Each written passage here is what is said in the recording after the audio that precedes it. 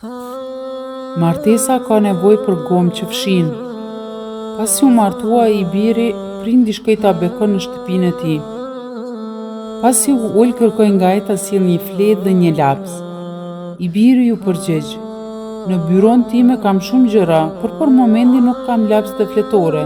Çka të nevojiten ato o prindi im?" Prindi i tha: "Zbrit poshtë dhe blej një laps, fletore dhe një gomë." I biri i çuditur fort zbriti deri në shitore, i bleu gjërat dhe kur u kthye i ul afër prindit. Prindi i tha: "Shkruaj." I biri: "Çka të shkruaj?" Prindi: "Shkruaj çka të duash." I biri e shkroi një fjali kurse prindi ja ktheu: "Fshije." I biri e fsheu. Prindi prap i tha: "Shkruaj." I biri i tha: "Për hir të Allahut çka do?" Prindi prap i tha: "Shkruaj." I biri e shkroi dhe prap prindi i tha: "Fshije." I biri e mori dhe e fsheu.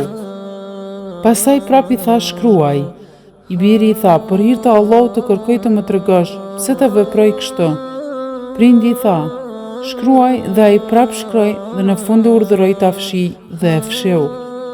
Prindi pastaj e shikoi të birin e vendosi dorën mbi shpatullën e tij dhe i tha: "O biri im, martesa ka nevojë për gomë që fshin. Nëse ti gjatë martesës nuk mban me vete gomë, që me të ti fshish disa qëndrimet e gruas me të cilat nuk je i kënaqur, dhe nëse gruaja jote nuk mban me vete gomë që me të ti fshi disa qëndrimet tua me të cilat ajo nuk është e kënaqur, atëherë fleta e martesës do të nxihet për disa ditë."